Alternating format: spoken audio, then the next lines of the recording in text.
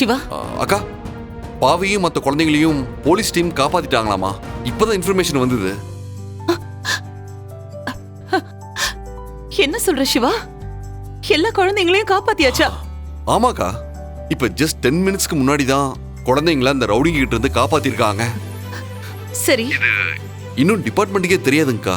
இதுக்கப்புறமே தான் அவங்களுக்கு இன்ஃபர்மேஷனே பாஸ் ஆகும். இந்திரா, என்னாச்சு? குழந்தைய காப்பாத்திட்டாங்களா? எல்லா குழந்தைங்களும் வந்துருவாங்களாமா? சிவா என்ன சொல்றான்? இப்ப கொஞ்ச நேரத்துக்கு முன்னாடிதான் எல்லா குழந்தைங்களையும் ரெஸ்கியூ பண்ணிட்டதா இன்ஃபர்மேஷன் வந்துச்சாம். சிவா, அப்ப குழந்தைங்களை கடத்தி வச்சிருந்தானுங்களே, அந்த ரவுடிங்களை போலீஸ் என்ன செஞ்சாங்க? போலீஸ் ஷூட் பண்ணிட்டாங்கக்கா. அவனுங்க குழந்தைங்கள எங்க வச்சிருந்தானுங்க டீடைல்ஸ்லாம் இன்னும் தெரியல. அப்போ வர்மாவையும் போலீஸ் ஷூட் பண்ணிட்டாங்க. வர்மா செத்துட்டான். வர்மா செத்துட்டானா? My God.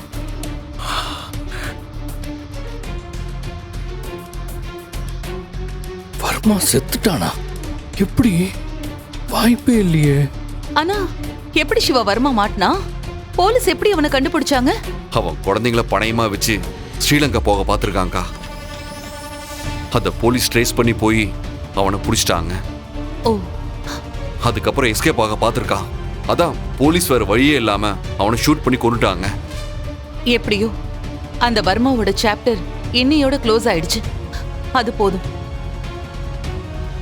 சரிங்கக்கா, குழந்தைங்களை எப்ப நம்ம கிட்ட ஒப்படைப்பாங்கன்னு தெரிஞ்சுக்கிட்டு நான் உங்களுக்கு கால் பண்றேன். ஓகே சிவா.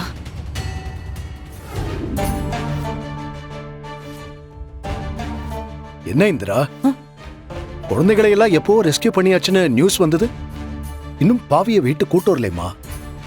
போலீஸ் ஸ்டேஷன்ல இருந்து போன் கூட இன்னும் வரலையம்மா. நான் வேணா அவங்க கிட்ட பேசிட்டா? வேணா சித்தப்பா, நானே சிவாவுக்கு கால் பண்றேன்.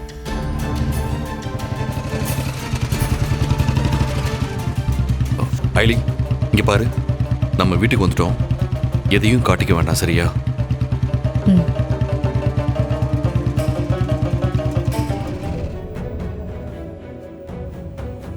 சிவா, இப்பதான் உனக்கு கால் பண்ணலான்னு இருந்தேன். ஆமா, பாவையை நீங்க வீட்டுக்கு கூட்டிட்டு வரல? அது போலீஸ் ஃபார்மாலிட்டிஸ்லாம் முடிச்சுட்டு அவங்களே கூட்டு வந்து விட்டுருவாங்கக்கா. ஓ, எல்லா குழந்தைங்களையும் பத்திரமா மீட்டுட்டாங்கல்ல?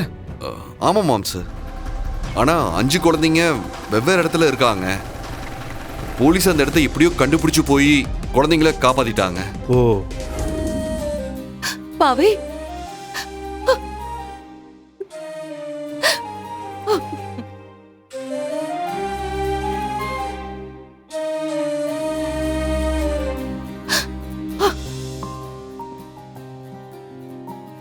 பாவை குட்டி, அம்மாவுக்கு நீ இல்லாம என்ன செய்யறதுன்னே தெரியல பாவை.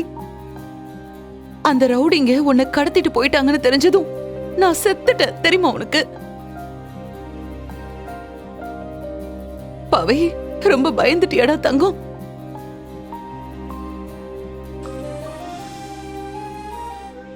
செல்லோ, அந்த ரவுடிங்க எல்லாம் உன்னை ரொம்ப டார்ச்சர் பண்ணாங்களா?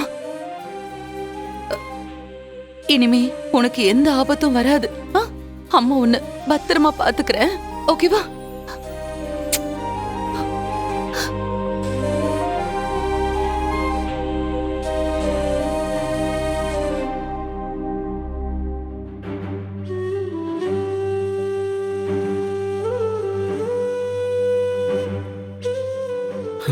பாவைக்குட்டி,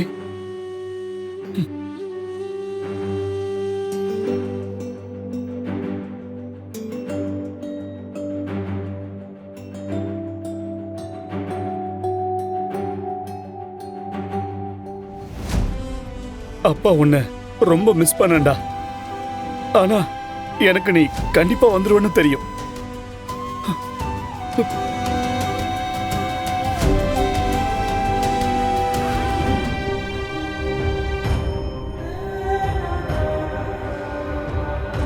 ஐலி, என்னாச்சு? வர்மாவை ஷூட் பண்ணதுனால டிஸ்டர்பாவே இருக்க. என்னன்னு கேட்டா ரீசனும் சொல்ல மாட்டேங்கிற. ரீசன் தெரிஞ்சா தானே சிவா உங்ககிட்ட சொல்ல முடியும். நான் எதனால இப்படி இருக்கேன்னு எனக்கே தெரியல சிவா. அதான் யோசனையா இருக்கு. அதெல்லாம் ஒண்ணு இல்ல ஐலி.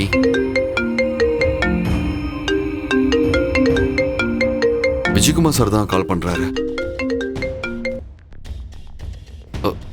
சிவா எங்க இருக்கீங்க? சார் வீட்டில் தான் சார் இருக்கோம். ஐலியும் கூட தானே இருக்கா? ஆமா சார், இங்கே தான் இருக்கா.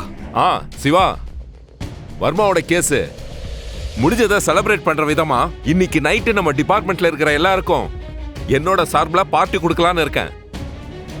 அந்த பார்ட்டியில நீயும் ஐலியும் தான் சீஃப் கெஸ்ட்.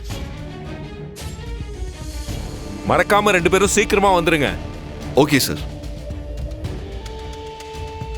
ஐலி, இன்னைக்கு நைட்டு வர்மாவோட கேஸ் முடிஞ்சதுக்காக சார் நைட் பார்ட்டிக்கு இன்வைட் பண்ணியிருக்காரு.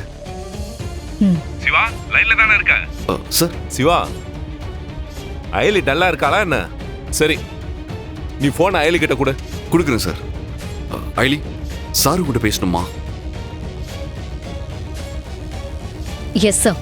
ஐலி, ஏன் டல்லா இருக்க? Any problem? Nothing sir, but ஒரு மாதிரி டிஸ்டர்பாகவே இருக்கு. ஏன், வர்மா இறந்ததுனால அப்படி இருக்கா என்ன? இருக்கலாம் சார், மேபி அதுவா கூட இருக்கலாம். ஆனா என்னால அக்யூரேட்டா அதுதான் ரீசன்னு சொல்ல முடியல. சரி, நீங்க பார்ட்டிக்கு வாங்க, அங்க பேசிக்கலாம். Okay sir. வச்சிடறேன். ஏடி, ஏன் டல்லா இருக்க? என்னாச்சு உனக்கு? தெரியல சார், என்னன்னு சரியா சொல்ல தெரியல.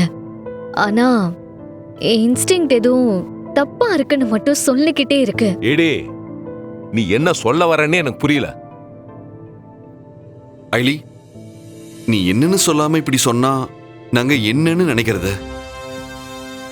ஏடி, எந்த விஷயம் உனக்கு டிஸ்டர்ப் பண்ணுது சொல்லு.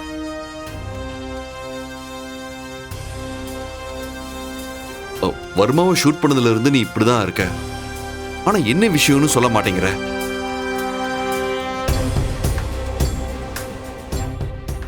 வர்மா நம்ம நினைச்ச மாதிரி சாதாரண ஆள் இல்ல. அவன் ஒரு 46 குரோமோசோம். He is integrate. அவன் ஒரு மாங்கா இருந்திருந்தா ஆதிசங்கரா பிறந்திருப்பான். ஒரு அரசியல்வாதியா பிறந்திருந்தா நெல்சன் மண்டேலாவா இருந்திருப்பான். ஆனா அவன் அக்யூஸ்டா பிறந்ததால வர்மாவா இருக்கான். அதாவது அவன் ஒரு ஃபோர்ஸ் ஆஃப் நேச்சர். ஒரு கிரிமினல் எவிடன்ஸை மறைப்பான். புத்திசாலி கிரிமினல் டெலிபரேட்டாவே எவிடன்ஸை நமக்கு காட்டுவான். அது ஒரு வகையான நெரேட்டிவ் செட்டிங். நாம அப்ப அதை டீகன்ஸ்ட்ரக்டிவ் அனலைஸ் பண்ணணும். அதாவது அந்த நெரேட்டிவை அனலைஸ் பண்ணணும்.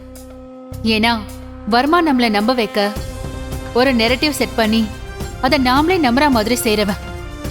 அதனால தான் சொல்றேன், வர்மா நம்ம கற்பனைக்கு எட்டாத அளவுல பல மடங்கு புத்திசாலி.